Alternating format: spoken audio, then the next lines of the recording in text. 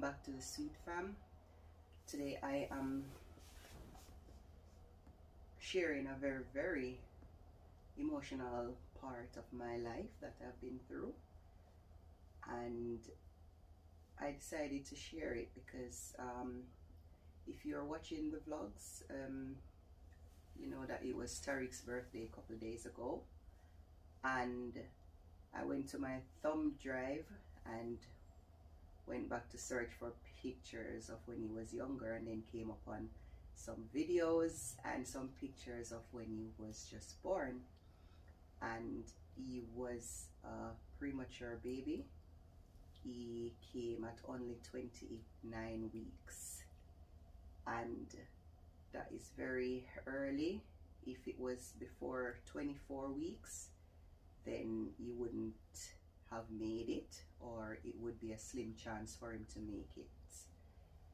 So I decided to share this journey with you guys. So while I was assembling the kitchen, I wanted to use the toilet, so I got up and went to the toilet, and I was doing a wee. While I was doing the wee, it was like I couldn't stop, and I was like, I wasn't busted, so why is my wee still going on and on? And then I realized that it was my water that was broken.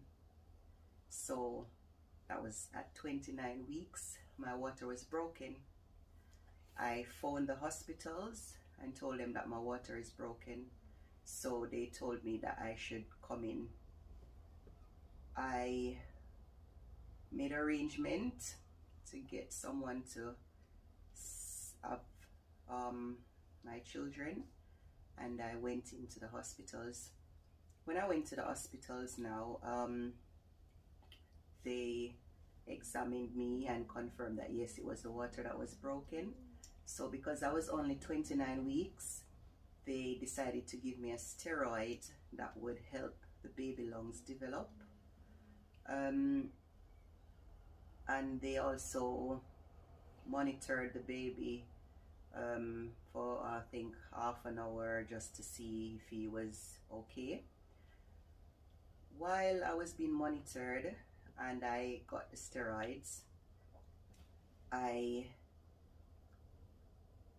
something wasn't right, and then when I looked, then I was bleeding, guys. I was so frightened. I called the midwives, and I was bleeding a lot, and they started moving very fast, and I was very scared. I was like, oh my God, what's happening? Am I gonna die? Is my baby gonna die? And then they put me on a bed and told me that they have to have an emergency C-section because I have an abruption. Abruption, so how I understand, is when the sac of that's the baby is in is basically oh Lord, how do I explain it? So basically, you know that the baby gets oxygen and everything from the mother. So basically, the sac that the baby was in was cut off from me, basically. So then he wouldn't be able to get any oxygen or anything. So they had to take him out quickly. So they did it so quick. They put a lot of needles in my hand. I had to just sign to everything to say, yes, I'll be having the C-section. It's risky, I could die. I just signed to everything because I had no choice. While they were putting in the injection, everything in my hand, it was so quick that I think they wasn't putting it at the right place. My hand here was like very hard. Eventually I went in the theater, and they basically put the thing in my spine, and I had the C-section basically. I couldn't walk for a couple hours after. I remember when they took the baby out, he was too young, too small to cry, so I didn't hear her cry. They went for one of those ventilators in the NICU, and they put him in quickly, and then I got a chance to see him. He was wrapped in like plastic and so tiny. I just turned my head and saw him briefly, and they just rushed him away to the NICU so they could give him oxygen and try to save him. I was so cold and shivering. They had to put a lot of hot blankets over me. I remember they just shifted me from one bed to the other. I was like trembling so much. They had to put a lot of hot blankets on me to keep me warm because I lost so much blood. I was freezing. Then I went into a special unit so they could look after me as well. I had on those circulation socks. I had on that wee bag on me because I wasn't able to walk, and I wasn't able to see my baby. So after a couple hours, I basically, when you get the thing in your back, the epidural, yes, when you get the epidural, from your navel down is dead. You can't move it, you can't feel anything. But then after a couple hours, then it started wearing off, and I could move my feet. And then they asked me if I want to try and get up, but I had two doctors that assist me because I had to stand straight basically the first time getting up, and I was so determined because I wanted to see my baby. And then I done that in a couple hours. They were amazed. They were saying that you're very strong and you did very well. So I got up. I got a porter to take me to the intensive care unit to see my baby. And there he was in the NICU, all stringed up, like this bright light over him so that he doesn't have jaundice or to keep him warm. They had to feed him through a tube, and when everyone had their baby at their bedside and my baby wasn't there, I was released from the hospital, I think maybe 4 days after, and I live like a hour journey from the hospital, and every single day I had to go back and forth. I had no support because his dad was doing his training to join the army. I had no one to help me, so that made it even worse. And I really have to give thanks and praise, because looking back at the situation, it was I was so strong, but at the time I was in the situation, I didn't even realize how strong I was. He stayed in the hospitals from December. I went there every single day. Stayed December, January, February. So basically, he stayed in the hospital until his due time. So he stayed in the hospital until it was time for him to born. So that time he would have developed and be strong. But when for 3 months, I visited him every single day, and I didn't get to visit him on Christmas Day because there wasn't any public transport on Christmas Day. No buses run. And then that was my worst Christmas because I know that my baby was in the hospital and needed me. And as soon as that day ran off, I just went straight to the hospital and saw him. It was so emotional because like the hospital provided present for him. I could see the present underneath his cot.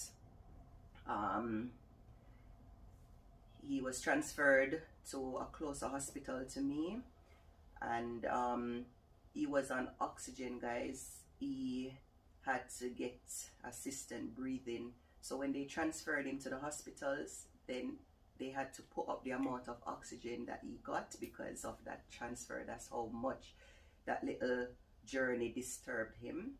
However, he was strong, and he fight. He had a lot of blood transfusions. He came out the ventilator. He was in a cot, but he was still fed through his the tube, and that's the only way I had to keep connected. I expressed so many milk and took it to the hospital, and they had this fridge that it was frozen. So when the midwives looking after him, they could defrost it and give it to him. And because they're saying that the mother's milk is the best, I just use that to motivate me to know that that would help him to be stronger. And when he finally came home, the day before he came home, I had to watch a video of how to look after him, the oxygen, how to to fix his oxygen. Like I was walking around the house with my baby all stringed up. I had to put on my little knapsack with the oxygen. I had to phone the fire brigade and alert them that I've got oxygen at home, so if there's any fire, then they know that I'll be in more danger. And I had numerous follow-ups appointments to make sure that he was developing properly. He was on so much medication, salt, a lot of medicine, until they finally wean him off, until my son got over everything. And it's been such an emotional journey of our lives. Like, each time I look at the pictures or even think about it, I can get emotional. But I'm very grateful that we've made it through, and he's 8 years old today, guys. So anyone watching this video, is if you got like the same experience, if you got a premature baby, just know that they will be okay eventually. Normally they stay in the hospitals until their due time. So if they were born in December, like TARIQUE was due in February, that's like the expected time that they would be out of the hospital. It also depends on how strong and how fast the child develops. I also kept with me this little hat. This was the little hat they put on him when he was just born, and I just kept it because I am that kind of person. I am very sentimental. I also got this picture that I frame that I always have on my my dresser. Yes, guys, so I am going to add all the pictures that I've got for you to just see how he developed and his journey. And I did this video as well to inspire others and to just tell you to be strong. Tell you to be strong, and that your child will be okay. At the time, it feels as if you know, everything is very hard, but please use this video just to be reassured that your child will be okay. I had him christened. That was a nice get together. He even got one of his mates from the hospital. He came home, but Tariq was doing very well because his mate was even still on oxygen at the time when Tariq was off. Because, oh yeah, that baby actually was 24 weeks, but they're saying like if the child, if the baby is like less than 24 weeks, then they stand a slimmer chance of surviving. So he did very well as well, because he's a big boy now as well. But thank you so much for watching, guys, and please subscribe, like, and share. Until then, take care. Have a blessed day. Thank you.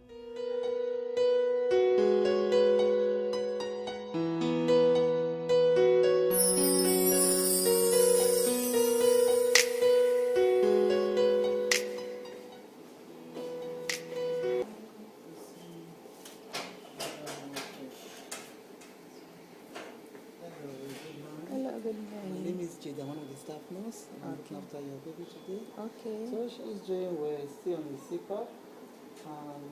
It's having 7 hours off the CPAP, 5 hours. 7 hours on. Okay. I think so. 7 hours on CPAP and 5 5 hours hours off.